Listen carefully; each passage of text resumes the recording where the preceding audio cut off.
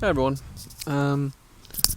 So, keeping with the theme of these first videos, I suppose the second video should be on what?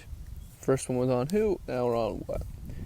And when thinking about what I wanted to say and what the topic should be and what this channel is and what I am, I had difficulty figuring out what to talk about. And I think part of the reason for that is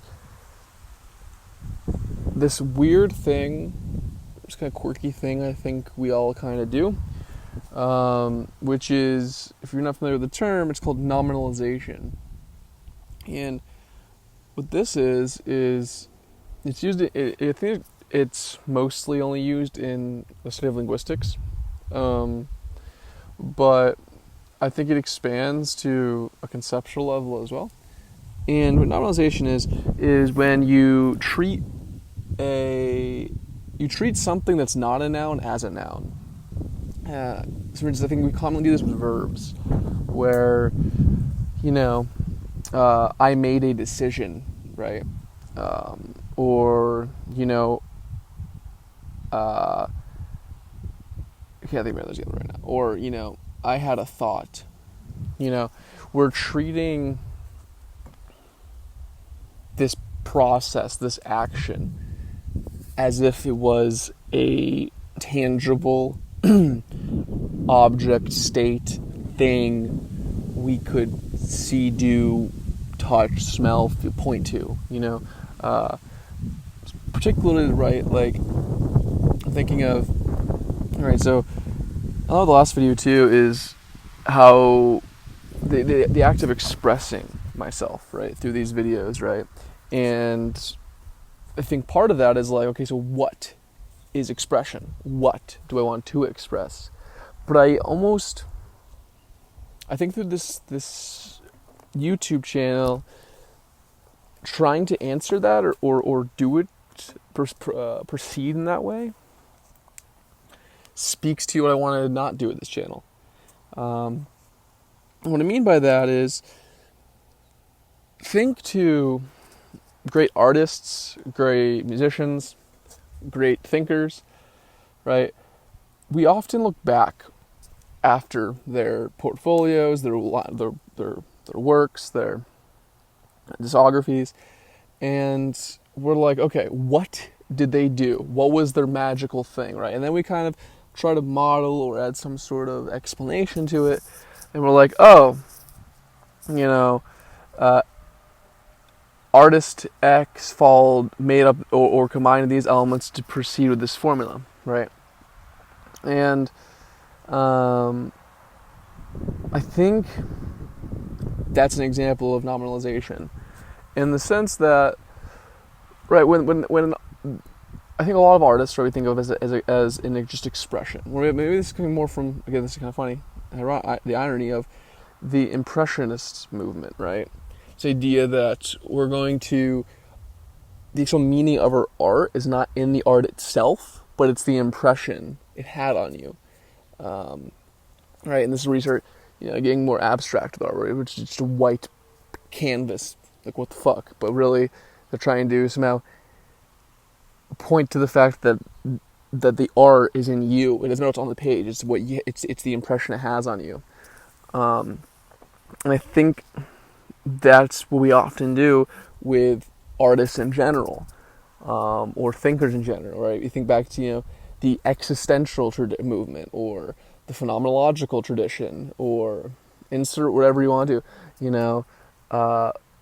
We look back, like, in more contemporary times, like live streamers. We're like, oh, this live streamer pioneered this movement and this thing, this way of this process, right? But we always talk about it as if it was this object, this template, this outline. When in fact, I think often we don't know what it is at the time when we're doing it. It's only in retrospect that we kind of model and try to explain it. We'll try to describe it. And, excuse me, I think that's what I don't want to do. And I just want to do this, express whatever it is, and years from now, right, look back and be like, oh, that's what I was doing, right? And I think a lot of, this is just a thought I just had. I think a lot of the time that we feel something is inauthentic or insincere, or a term they would be like industry plant, I think it's because, in part at least, because they're not trying to do some genuine expression, right? They have their nominalization already in mind. They have their object in mind, right? It doesn't feel like this journey, this quest to sort this out, to make something authentic. And I guess, right, and then the question becomes then, right, if that's what nominalization doesn't do, perhaps then acting the opposite of that will do the effect, right? Like, so maybe it is the expression itself that does it, right? Maybe it is that we don't know. Maybe the remedy to that inauthenticity and that weirdness, that brandness, I think we're seeing everywhere now, across human time as well, speaks to that, because people go into things with preconceived ideas and ambitions and goals, and that's fine. But I think for those of us that get bothered by insincerity and inauthenticity and fakeness, it is that we're picking up on. And it is kind of a funny little thing, right? That, like, in some sense, right, they're being the most straight, often, maybe not always, but right, sometimes they're the most straightforward about what the thing is, right? They're being like, oh, this is what I am. This is what I'm trying to do. But we're like, dude, fuck you. Like, that sounds fake. Like, we don't want that. It's kind of interesting that, right, I think, maybe not all of us, but a lot of us, right, we want to be on the journey with the person, the mystery, it's almost like we don't want the intentionality of it, right? Like, we don't want, I'm thinking down to today, right, with, it's kind of niche, but the idea of the whole SoundCloud emo rap thing that happened, right? With Lil Peep and XXX Tentacion and a little Juice WRLD, they're all dead now. Right, where I remember, like, I myself thought Lil Peep was garbage when I heard it. Like, what is this? Right, he started in like 2016. Basically what he did was, for those who don't know, he basically took pop punk, emo, alternative rock sounds, and instead of playing with a band, he had very, pop punkish vocals, kind of whiny, like Tom DeLonge from Blink-182. And what he did was, instead of, playing with a band, because that was dead and stale and rock was dying, or is dying, in that sense, right? He started sampling the bits from those musics and putting them over trap beats, right? Instead of having a full band play the song, it would be a sample of some previous, he sampled Oasis, and put that sample, and then just added trap beats and 808 drums opposed to live drums over it. And at the time, everyone was like, what the fuck is this bullshit? And now, 4 years later, that's the template that has been taken on by most of the up-and-coming and it was popping right now artists. You see this with, like, a new Ian Dior, who people call him an industry plant, and he has an album called Industry Plant because he's effectively just has the template already. He has the mission already, the idea already going into it. It's not an expression, right? It seems like he's just filling in. It's like verse, chorus, bridge, chorus, and we don't like that. Meanwhile, we go back, and objectively, in a lot of ways, right? These are just better songs, right? They're better production. There's better lyrical content. There's more catchy, right? But we don't like them, right? Little Peep is one of the biggest, if not the biggest, right? In this whole movement. Maybe Juice WRLD was. Even Juice WRLD is authentic in the sense of we still didn't know what it was, that this sound was. It's kind of funny, man. I think it's an idea I had. It speaks to it, right? Because that we don't know what it is, because we call it emo rap. That's what it's branded as, but we call it. But like, they don't rap, right? Like, Lil Peep doesn't rap, really. Juice WRLD can rap, but he really, all his big songs like Lucid Dreams, All Girls Are the Same, Empty, he's not rapping, he's just singing over trap beats. XXXTentacion rapped, but he was even a different style because he fused more of metal with it. He sampled Slipknot. He would scream, right? And so, going back to the original what of this channel, right, is I find myself intrigued, almost inspired is the word, with that whole idea, right? Maybe in retrospect we can look back on this emo rap and say, oh, like Lil Peep or XXXTentacion knew what they were doing. And maybe they did. But I think in a lot of ways they really didn't. They had ideas. They just did them, right? Like, they put it out there.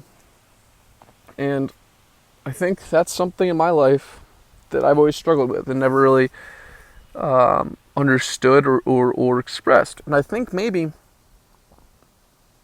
the grip of this and why this hasn't been the case for myself is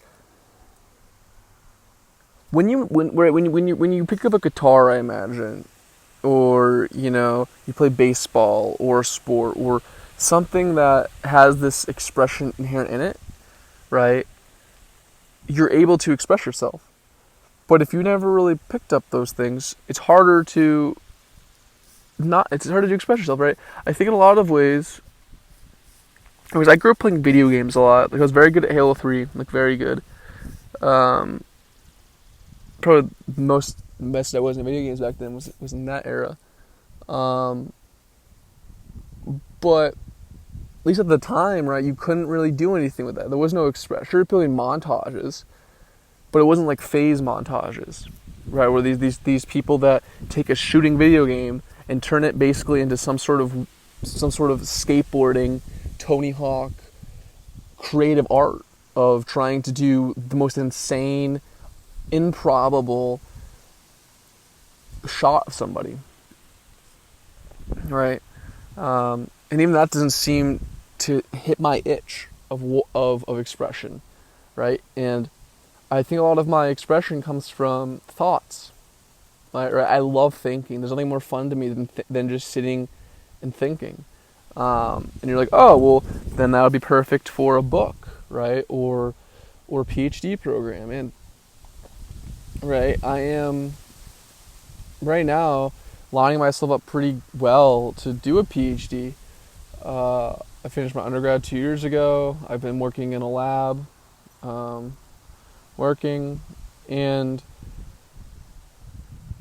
yeah, that would be the case. But I think part of this, right, is I'm curious of the future of thought as well. Excuse me. In a lot of ways, we already see this happening with political discourse, where news media is dying, television media, and books are dying in a lot of ways.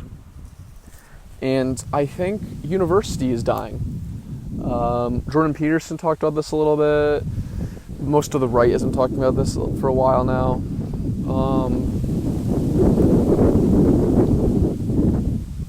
But I don't think the great minds of this era, this generation, will be in books, or their works will not be expressed in books. I don't think they'll be expressed at universities. I've had this vision now where the future of thinkers is Patreon or some sort of crowdfunding thing like that, and voice or video. I don't think that. Right. Think about it this way. I view, this is no case, but in a lot of ways, right, the thoughts that we actually take from people or listen to or revere or like or don't like are ones that we're familiar with, ones that people in that field write off on, like it's not a coincidence, right? Right, like, is it the case, right, that the textbook case of philosophy, Kant, Hegel, Socrates, Nietzsche, Wittgenstein, Heidegger, right? These are great thinkers. But as you enter any field, and for this philosophy, right, you get more familiar with it, right? It seems very analogous to who the best artists were of the time, right? And it's like, sure, Drake is a great artist. He is. But to get Drake and to see what Drake is to miss out.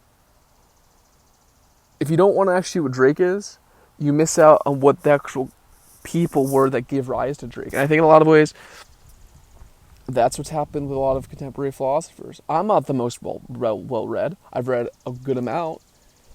And the more I've read in philosophy, the more I find is that the people with lesser names are actually, I find, the most thought-provoking, most interesting.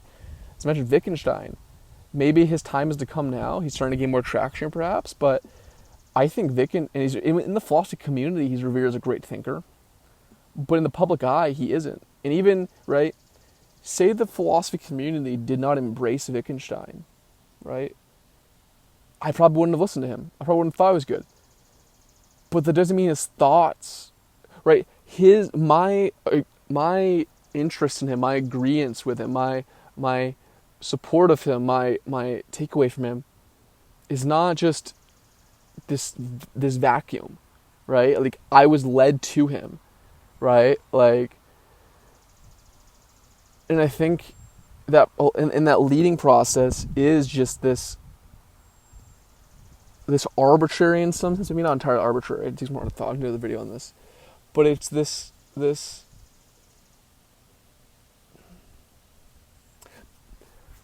why I'm doing this channel, I guess, in part is I don't think my thoughts, if they're worth anything, if they do anything, are going to be best encapsulated and expressed and articulated and gathered and thought of and rejected and pushed back against in a book or a paper. As it is, the average person in our society doesn't actually understand philosophy or math or science, right? We treat, quote, we're doing this for science, when people don't even really understand the nuances of the scientific method and what it actually can and cannot tell us.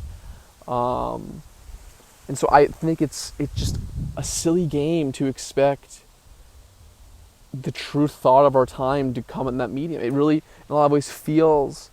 I need to do the video on this. I'm losing my thought a little bit, but it to me, it does not feel like the case that that's just what it is. What this channel is me trying to express the thoughts and hope and potential value of those thoughts, and just general fun of it in the medium I see representative and fit for the time. And fit for myself, because I don't think it's a coincidence that how I feel is how I think the time is. I think I'm a product of the time. I don't think the average person is reading philosophy. But that doesn't mean that the idea of that is important. It doesn't matter that the artist isn't actually reading science. They're reading headlines and journalized iterations of science, but they're not reading science.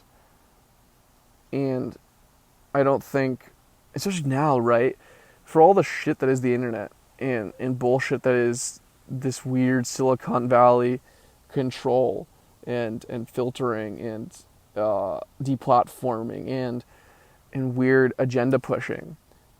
For the first time in human history, right, you could, in your YouTube algorithm, you don't have to do anything, and a video could come your way that changes your life, right? That's never happened before. If you wanted education in that way, you had to seek it out. You had to go to school. You had to get the right teachers. You had to try. And now, a random person could stumble upon this video just because YouTube recommended it to them, and maybe the thumbnail was catchy, and maybe the person resonated with you. I don't know. Yeah. Really don't know. And I'm rambling now at this point, but I think that's what the what is.